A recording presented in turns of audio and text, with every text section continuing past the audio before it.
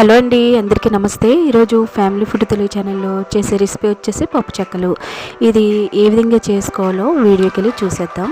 చాలా క్రిస్పీగా, చాలా టేస్టీగా, చాలా బాగా వచ్చినాయి. ముందుగా మిక్సింగ్ బౌల్ తీసుకుని ఇందులో 1 కప్పు వరకు జల్లించినటువంటి బియ్యం పిండి తీసుకున్నాను. ఇందులో నువ్వులు, జీలకర్ర, వాము 1 టేబుల్ స్పూన్ చొప్పున తీసుకోవాలి. ఉప్పు, కారం, పసుపు తగినంత తీసుకోవాలి. తీసుకున్న తర్వాత 1 గంట సేపు నానబెట్టుకున్నటువంటి పచ్చిశనగపప్పు, అలాగే పెసరపప్పు, సగ్గుబియ్యం 2 టేబుల్ స్పూన్ చొప్పున నానబెట్టుకున్న తర్వాత ఇందులో వేసేసుకోవాలి. కరివేపాకు కూడా 1 గుప్పిడి వరకు తీసుకుని అది కూడా చిన్నగా కట్ చేసుకుని వేసుకోవాలి. 2 టేబుల్ స్పూన్ వరకు ఆయిల్ హీట్ అయిన తర్వాత అది కూడా ఇందులో వేసేసుకుని చేతితో బాగా కలుపుకుంటూ అంతా కూడా కలిసే విధంగా కలుపుకున్న తర్వాత గోరువెచ్చని నీళ్ళు కొద్దిగా పోసుకుంటూ ఇలా పిండి ముద్దలాగా చేసేసుకుని పైన ఆయిల్ స్ప్రెడ్ చేసి మూత పెట్టేసి 10 నిమిషాలు పక్కన ఉంచేసుకోవాలి.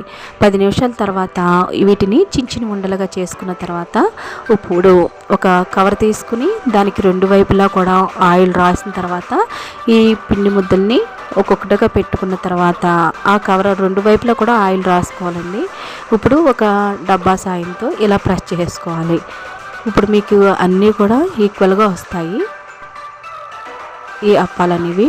ఈ విధంగా వచ్చేసిన తర్వాత డీప్ ఫ్రైకి సరిపడా ఆయిల్ హీట్ అయిన తర్వాత ఇవన్నీ కూడా ఒక్కొక్కటిగా వేసేసుకుని 2 వైపులా కూడా మంచిగా కలర్ వచ్చే విధంగా వేయించుకుని తీసేసుకోవడం. ఫ్లేమ్ని ఎప్పుడు మీడియంలోనే పెట్టుకోవాలి. హైలో పెడితే పైన వేగుతుంది, లోపల వరకు వేగదు. ఈ విధంగా 2 వైపున మంచి కలర్ వచ్చే విధంగా వేయించేసుకుని తీసేసుకోవాలి.